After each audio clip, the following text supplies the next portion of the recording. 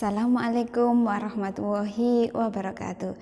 Jumpa lagi kali ini pada kesempatan ini kita akan membahas tentang penerapan dari spektrofotometer UV vis. Nah, kalau pada pertemuan sebelumnya kita sudah membahas tentang apa itu prinsip dari spektrofotometer UV vis. Kemudian kita sudah mempelajari instrumentasinya, bahwa ada sumber sinar, kemudian ada monokromator, ada kuvet, ada detektor, dan ada recorder. Nah, pada kesempatan kali ini kita akan membahas bagaimana penggunaan dari spektrofotometer UV vis. Nah, di ini saya sudah membawa 2 bungkus apa ini. Nah, saya rasa semuanya sudah mengetahui bahwa ini adalah bubuk kopi. Nah, kopi merupakan salah satu minuman yang digemari oleh masyarakat Indonesia dari generasi ke generasi. Dari tua maupun yang muda, saat ini banyak sekali yang menggemari kopi. Apa buktinya? Sekarang ini kita lihat banyak sekali warung-warung kopi yang beredar, yang ada di pinggir-pinggir jalan.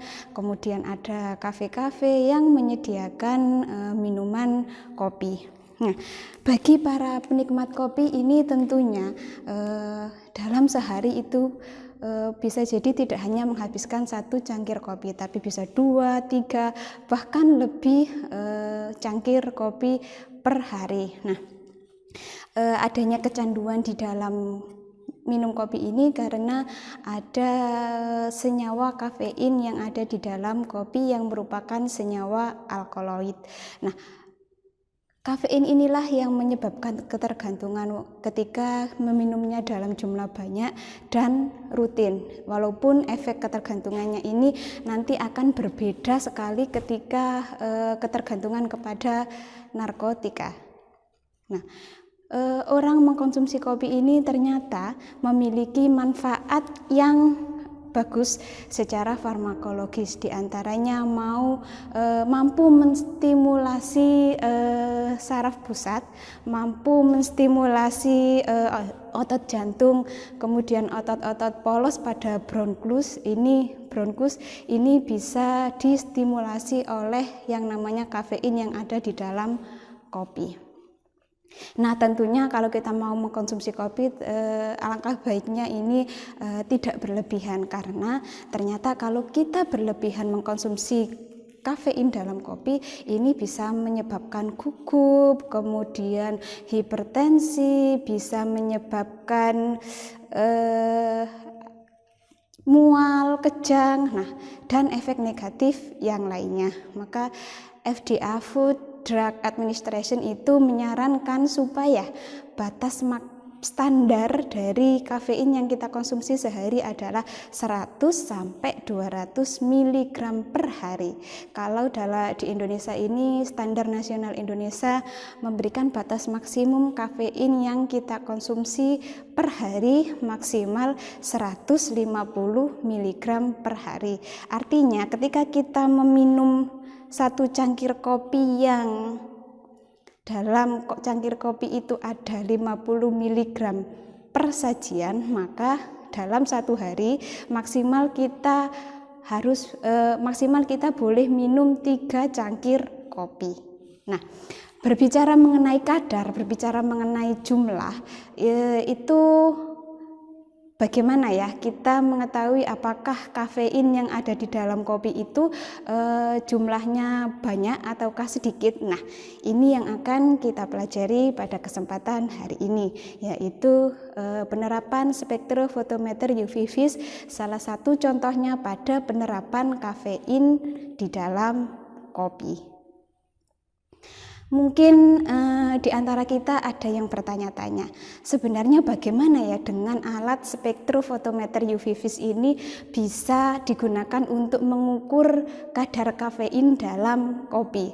Nah, ini kita sudah bicarakan kemarin tentang prinsip spektrofotometer UV vis, yaitu berdasarkan antara interaksi sumber sinar, radiasi dengan materi. Jadi ketika materi itu menyerap radiasi dari sumber sinar, maka jumlah yang diserap oleh molekul ini nanti akan proporsional dengan jumlah partikel yang ada di dalam sampel. Jadi semakin banyak, dengan banyaknya sinar yang diserap, maka menunjukkan bahwa jumlah partikel tersebut banyak terdapat dalam sampel, misalkan kafein dalam kopi. Nah, bagaimana kemudian setelah kita ukur, kemudian kok bisa ditentukan kadarnya ini? Maka kita gunakan larutan pembanding, larutan standar yang sudah diketahui konsentrasinya.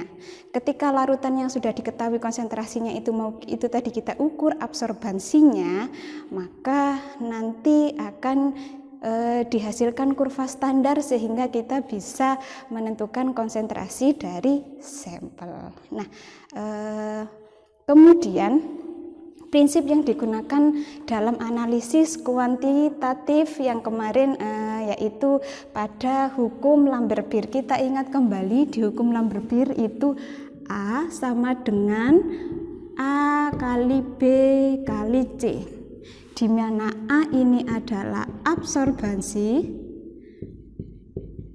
kemudian A ini adalah absorptivitas molar, kemudian yang B ini adalah tebal kuvet, nah yang C ini konsentrasi. Nilai absorpsivitas molar ini nanti akan konstan ketika kita gunakan pada panjang gelombang yang sama dan sampel yang kita ukur zatnya juga sama. Kemudian tebal kuvet ini makanya supaya nilai konstan ketika nanti kita mengukur, maka tebal kuvet yang kita gunakan untuk mengukur standar, mengukur belangko maupun mengukur sampel ini kuvetnya tebalnya harus sama. Nah, ketika nilai A dan B konstan, maka nilai absorbansi ini nanti akan sebanding dengan konsentrasi. Maka dengan mengukur absorbansi sampel, maka kita ketahui nanti ada konsentrasi zat di dalam sampel. Nah, kemudian bagaimana langkah-langkah kita dalam menentukan konsentrasi suatu zat dengan alat yang namanya spektrofotometer. Nah, yang pertama adalah kita membuat larutan standar. Larutan standar ini kita buat misalkan kita memiliki standar kafein dalam bentuk gram, kemudian kita larutkan dalam aquades. Kita ambil, kita encerkan, kita buat menjadi konsentrasi misalkan 1, 2, 3, 4, 5, 6, 7 ppm.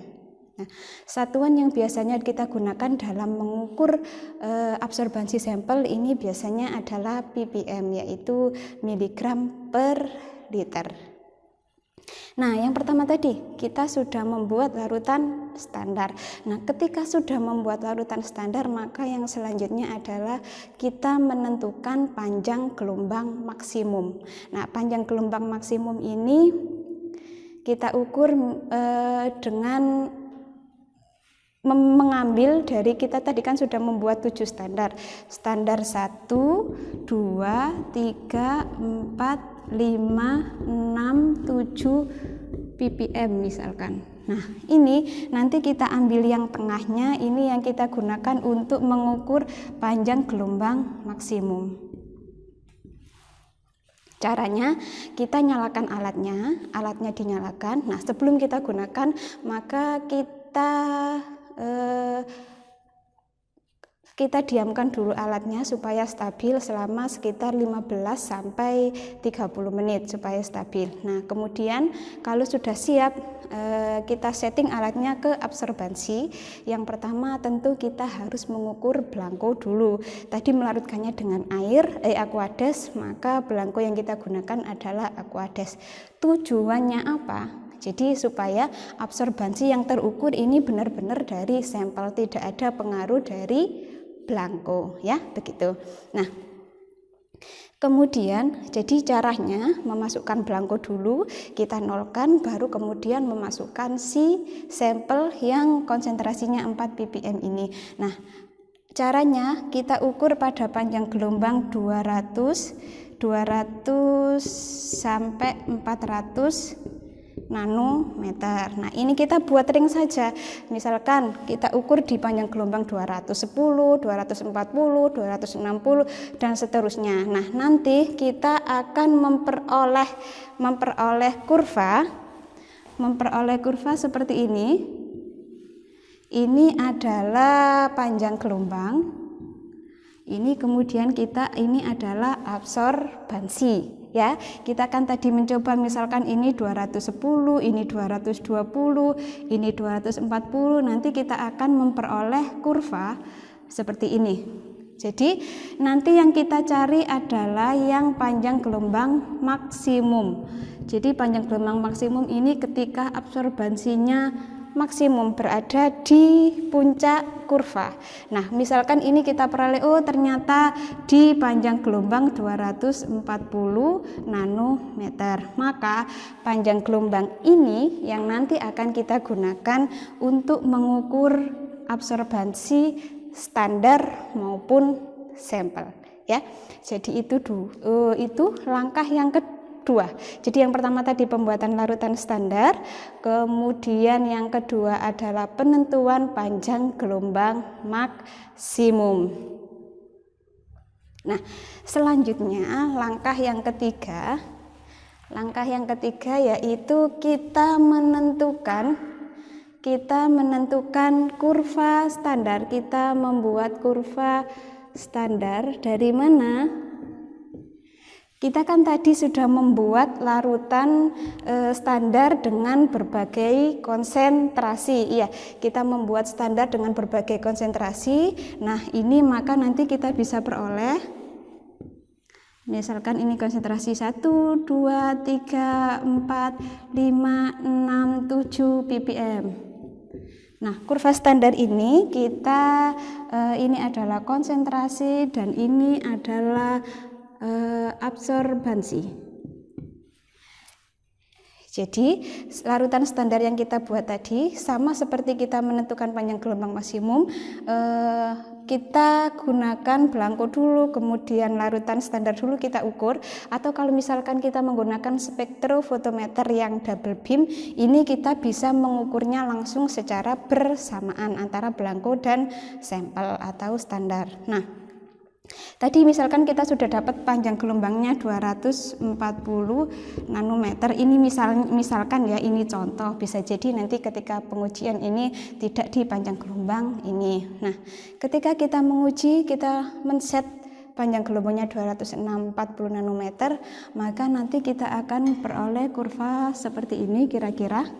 Karena tadi kan hubungan antara absorbansi itu berbanding lurus dengan konsentrasi. Artinya semakin besar konsentrasi, maka absorbansinya juga akan semakin besar. Nah, untuk pembuatan kurva standar ini bisa dua cara. Bisa secara manual, kalau misalkan Anda tidak memiliki komputer, itu bisa pakai kertas milimeter yang kecil-kecil. Yang kecil-kecil itu nanti silahkan di setting bagaimana supaya bisa membuat kurva standar.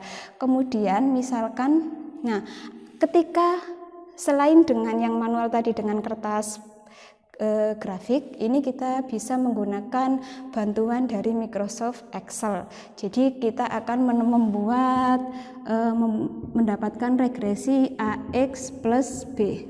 Jadi di sini absorbansi dan ini adalah konsentrasi, ya. Nah, ini langkah yang ketiga membuat kurva standar. Nah, langkah yang terakhir tentunya kita menentukan konsentrasi dari sampel. Konsentrasi dari sampel ini kita tentukan ya caranya sama. Jadi sampel yang sudah kita buat ini kita masukkan dalam alat spektrofotometer setelah belangko atau bersamaan dengan belangko ketika spektrofotometernya double beam. Ketika nanti kita mengukur suatu sampel, berarti nanti kita akan mendapatkan nilai absorbansi. Nah, dari persamaan ini, maka ketika kita mendapatkan absorbansi, kita masukkan ke dalam persamaan ini, maka otomatis kita akan mendapatkan nilai dari konsentrasi. Atau misalkan tadi kita yang membuat secara manual, oh ternyata absorbansinya sampel ringnya di sini, maka kita bisa tarik garis, misalkan di sini. Oh, ternyata ini misalkan 3,1 ppm. Misalkan seperti itu juga bisa kalau secara manual. Jadi ini ya, langkah-langkah dalam menentukan konsentrasi kafein dalam kopi. Yang pertama tadi kita membuat larutan standarnya dulu. Setelah membuat larutan standar, maka kita menentukan panjang gelombang maksimum. Setelah menentukan panjang gelombang maksimum, kita membuat kurva standar. Setelah membuat kurva standar, baru kita mengukur konsentrasi sampel berdasarkan secara manual ataupun dengan regresi. Nah, ini tadi adalah salah satu contoh penerapan dari spektrofotometer UV vis. Jadi ini alat ini sebenarnya banyak sekali digunakan di industri, farmasi bisa, kemudian di bidang lingkungan kesehatan ini bisa banyak sekali menggunakan alat-alat ini. Jadi ini kafein dalam kopi ini adalah salah satu contoh. Demikian pembahasan kita kali ini, semoga bermanfaat. Wassalamualaikum warahmatullahi wabarakatuh.